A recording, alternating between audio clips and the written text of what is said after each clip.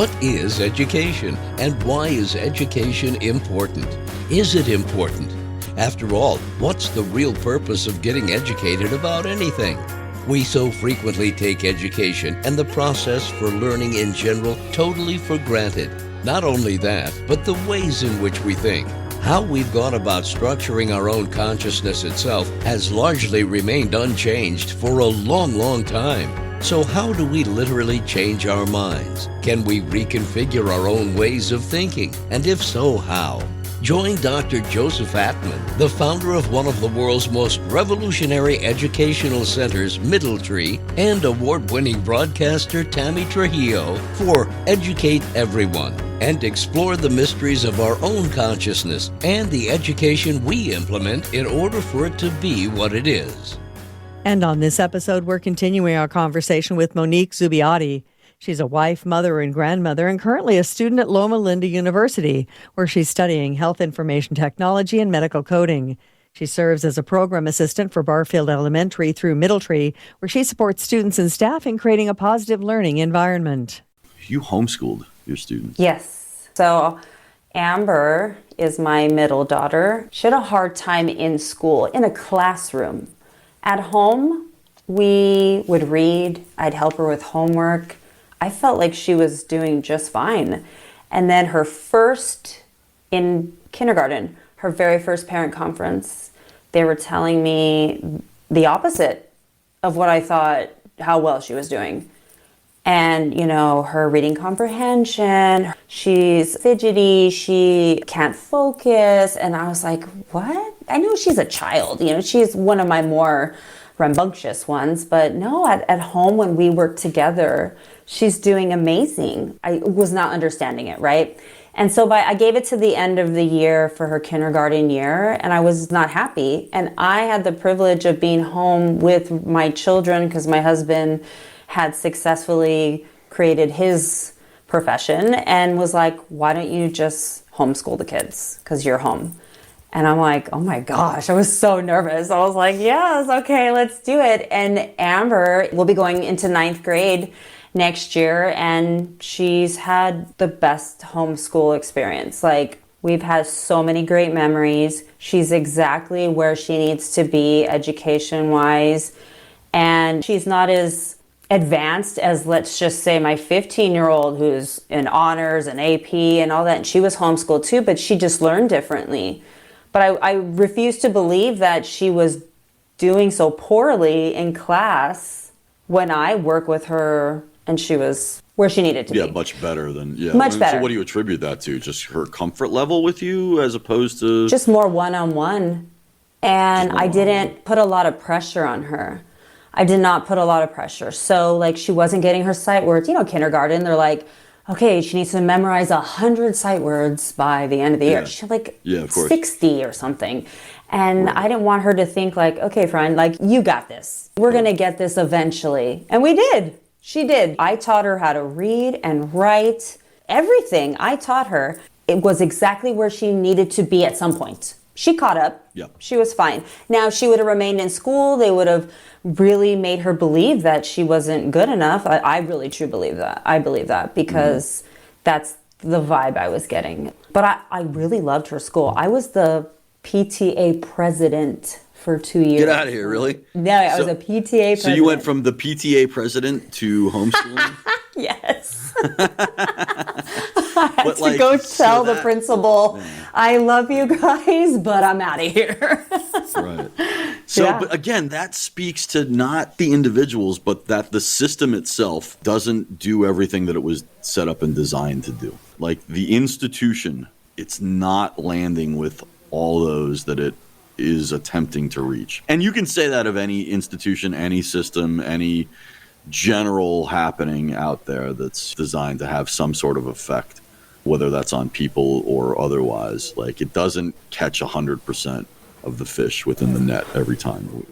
Understood. No. However, I think that it's almost more common that students just aren't performing at their potential peak within the traditional system that we have. And again, you can still have schools, you can still have teachers, you can still have all this. But if we set it up differently, if we were able to give more individualized attention, if we were able to focus more on, again, that effort instead of result, then we might see a different, ironically, result from students in the long run. That's what we're trying to ultimately obtain anyways. So I think it's just the way that we've gone about this, well-intended as it may have been, has just kind of backfired on more people than it has helped. And again, it does help some people. Some people are just breeze right through school. And it's perfectly calibrated. I have 3 children who all learn very differently. But you could have different types of schools or different processes or different systems of education for different types of learners. The difficulty is that I think students are always evolving in their learning style. And so I think that's where it gets a little hard to say, well, you're just this kind of learner. And also I think, some people might say that those diagnostic tests about kind of learners you are, again, maybe they're not always totally accurate, but I'm a definite visual and audio learner. I will sit and read something and go, I got to read that again. Or I got to do my notes. I do my notes and I still not understanding it. If I watch a lecture or have somebody read it to me, I'm like, oh my gosh, yes. And Amber's the same way. My daughter who I homeschool, yes, she's the exact same way. Yeah, I think the thing with that is that, you might be a visual learner with some things, whereas, you might be a different kind of learner with others. What I'm saying is it's difficult to always pin down, and you don't want to just categorize people as you're type A, you're type B, you're type C, per se. I think that's the further challenge, probably, with what we're talking about. I mean, I've got some suggestions as to how to maybe better do this, but I prefer to, at least in this format, just kind of ask the questions and get people thinking, myself included, about what a better process would be and how this might eventually work. I'd be interested to hear your thoughts on this, because I think the pushback that I certainly hear to a lot of folks who do homeschool is that you don't get the social experience in school. And I think we saw this during COVID. Oh, no. COVID was amazing for us. We never skipped a beat. I had family and friends were texting me, calling me. Okay, what do we do? How do we do this? How do you do that? What curriculum do you use? It never affected us. We were home already. Mm-hmm. Yeah. And my children, yes, we went to the park. We had park days, which was great. I homeschooled through a charter school. And so they provided once a month, we're meeting at a park. We're doing a field trip. Meet us here for a picnic. So my kids were exposed to other children, not every day, but they were exposed to children of their age and grade level. Also, my daughters danced, so they would go to dance class, and they went to tumbling, and they went to jiu-jitsu, and so they made friends. But most of the time we were home. So during COVID, everything was fine. It was the same old thing. We were just home. We just couldn't go to the museum. But I do get that a lot. Aren't you afraid that they're not going to be socialized or they're not going to have friends? I'm like, you know what? I'll tell you this. My daughter she's in high school. She decided, I want to go to high school, Mom. I want to experience high school. I want to go to prom. I want to join a sport. I want to be involved. And I was like, I'm not going to hold you back. You want to do it? Let's go.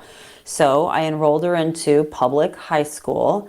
And the first couple weeks, she's like, I can't understand why all these children are so angry or moody. She's very mature. I think my children are very mature and in touch with their emotion. They're very strong in their conviction, their emotion, their strength, because they didn't have anyone to challenge them with that. You know what I mean? They were home all the time and me telling them, you're empowered, you're smart, you're this, you're that, you got this.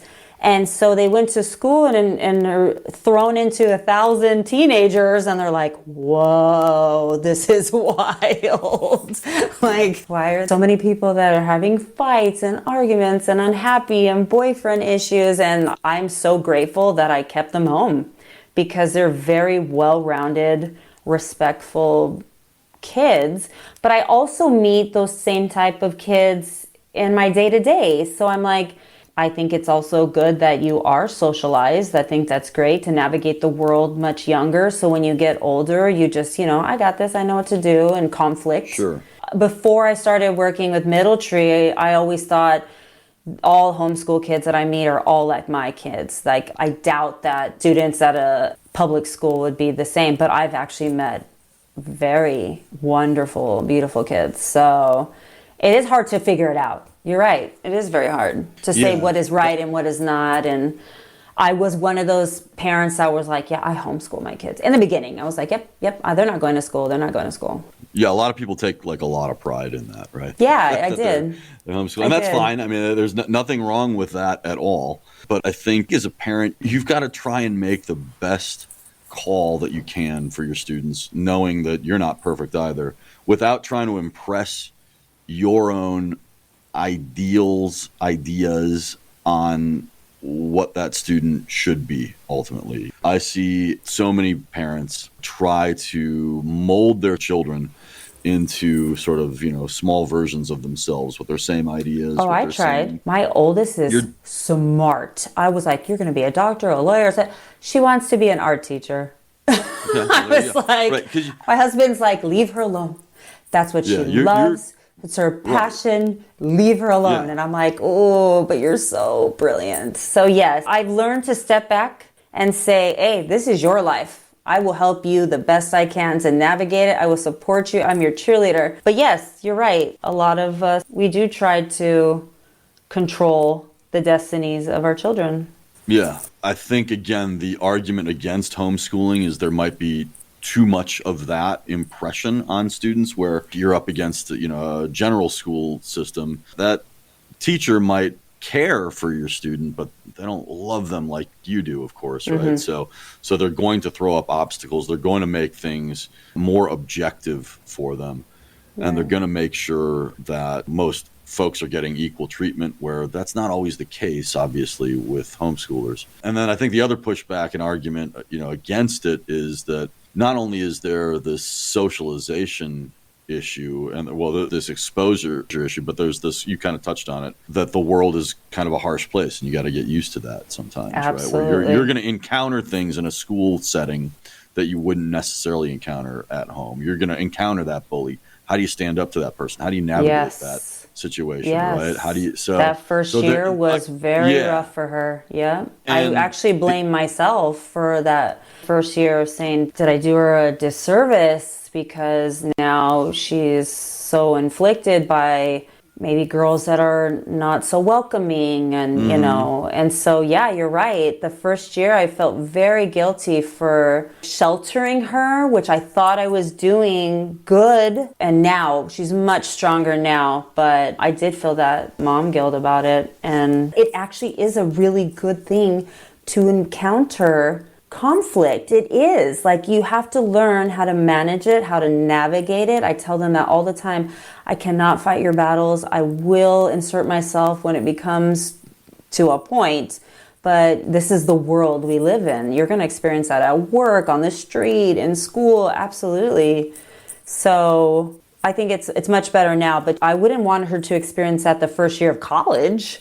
Like releasing her into the wild during college, but not be prior to that. So, well, and I mean, there are certain experiences out there like college, like stepping up to the plate for the first time in a baseball game, right, where it's live. There are things that you're only going to get experience from just getting out there and doing it, right, and being immersed in it. I remember my first day of middle school was like, well, I've been in school for, a long time now, but middle school, I may as well have never been in school that first day. You're right. And so I think that's the experience for a lot of students. So I do wonder, again, just kind of going back to this idea about like, what's the best educational practice? I hate to say system, but like, what's the best educational practice that we could implement for students? And I don't have all the answers, but I do wonder if it's some sort of hybrid situation where students can do a little here and a little there and see where they thrive and see what maybe have a number of different models, a number of different ways, and see what best suits them at that particular time. Then they're not married to it. They can kind of fluidly go in between some things. I wish there was more of a hybrid system. Absolutely. I think that even for what I went through, I always wished there was a half-day public school and the rest wish they would come home. For me, that's what I always wanted. That was my perfect idea of they're not sitting in a classroom all day. They get to socialize and then come home and learn at home. But that's not ideal for a lot of families. I was very blessed to have that opportunity to do what I did, but there are a lot of families, including myself now, who I now work and I still have young children in school. I don't come home till 6:30. So I understand the parents that are running late to pick up their kids and trying to navigate. And I'm so sorry your daughter's sick. I can't pick her up right now. I now understand that. I was out of work for 10 years. So the children have to be in school, right? Oh, I was going to tell you, there is a school that my friend had, Mount Baldy. They have a similar school to a homeschool situation where they're outside a lot. They grow vegetables. They do nature walks. They play music. It's very free. And she would send her child in a bus. They gathered here at downtown Upland, and they would all go on a bus and they'd drive them up to Mount Baldy to this school that was very freeing. And my friend Angela was like, you got to send the kids there. You got to send the kids there. I know. And I'm like, what do they learn all day? I have a fear of them not learning enough. Because then I was like, what do they do all day? What's their curriculum, right? Yeah. So too much, too little, like what's the balance? I don't know. Like, it's very interesting. Again, I think as a parent, you're just trying to do the best that you can. There's no manual. There's no guidebook to this. You're just trying to make the best call that you can. I think you do have to talk to your student as much as you can, figure out some things about their needs that you might not otherwise know unless you have those kind of conversations, no matter how old or young they might be.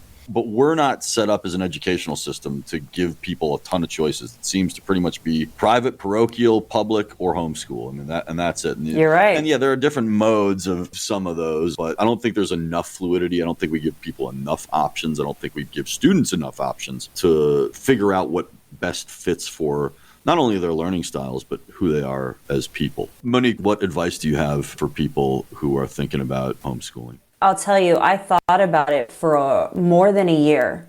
It wasn't something I did on a whim. My husband and I really thought about it. And if you're really strongly like, I'm going to do this, do it. I really believe to give it a shot. I helped coach some of my friends who were thinking about doing it, and I helped them along the way, introducing them to HSTs, charter schools, curriculum. I helped them, and it just didn't work. But they gave it a shot, and they really, really wanted. I think that the best thing, and I always tell my family, is I would rather try it and fail than regret not doing it at all. I want them all to understand that if you're really passionate about it, it's so much fun. For me, it was the greatest years of my life, and the kids when they were little. When they were very young, we had a lot of fun. So much fun. I tell everybody that all the time. Those are the greatest years of my life. Was being with them and educating them. And I always feel so proud when they do something. I go, yeah, do you remember I taught you that? Yeah, Mom, I know. Thanks for talking. Thank you. Thank you for everything you do, obviously, every day. And now the Middle Tree Minute. This is Kristen Hernandez, Middle Tree's executive assistant. Board games, puzzles, word searches, and scavenger hunts all help students with critical thinking and can actually be applied to a classroom setting. And some parents aren't going to like hearing this one, but there are even a number of video games that are highly strategic and can be really beneficial for brain development. And that's the Middle Tree Minute. And now a quick look into Dr. Atman's book, A Philosophical War. Joe, the first thing that struck me with the book was the title. It's quite a long title, and I couldn't really see the connection to education and Middle Tree. So help me out. Sure. So the premise of it is that we've set up our consciousness as human beings in a very particular way. Like humanity itself has made some choices about how to structure its own consciousness. We could have structured it in a number of different ways that we'll talk about later. But we decided to structure it in this current format that we have that's largely based around understanding abstract ideas, removing ourselves from the actual happening of and abstracting that actual happening so that we can sort of have a general understanding about things without experiencing them per se. And that's really useful in a lot of different ways, but it can be really harmful as well. And we're going to talk all about that later on. But really what it comes down to is that the notion, and it's a performative notion, right? I mean, the title itself is performative, but the notion is that although we don't really realize it, we are actually at war within our own consciousness, that our consciousness sort of rubs up because we structured it in the way that we have. We feel very out of place. We feel that we don't quite understand the way that we're supposed to interact with not only the world at large, but with ourselves, with those we're in close relations to. We feel just sort of existentially out of place, question what the meaning of life is. Cats don't question what it is to be a cat. They just go about their cat day, right? Mm-hmm. Trees have a very specific job. Basically, every form within phenomena, within being, has a very, very precise and particular job and structure.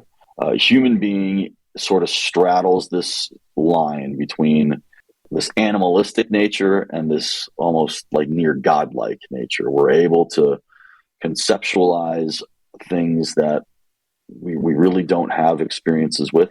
We're able to do things just by thinking about them and resolving things through our own cognition and contemplation.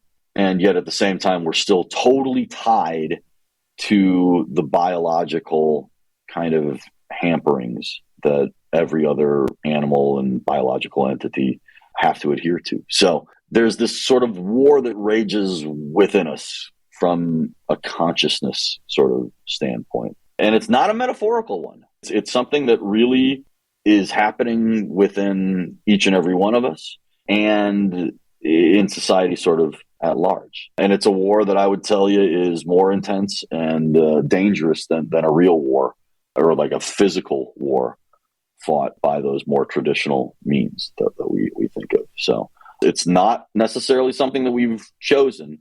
It's been, again, kind of foisted on us through generations. But we don't know anything but this struggle. We don't know anything but how to be this way, but how to have conflict. We're frequently anxious. We're frequently just not at ease. And so we have to ask ourselves, why is that? And I would tell you that it starts just with the way we've structured our consciousness. So the question is, how can we go about changing that? How can we change that, not just as individuals, but how can our systems and institutions better support that? And the most important one, I would tell you, would be the educational system that we've come up with. So it all kind of ties together to sort of unpack the problem and then go about a very pragmatic and digestible solution. And you can find a link to Dr. Joseph Atman's book in the show notes for this episode.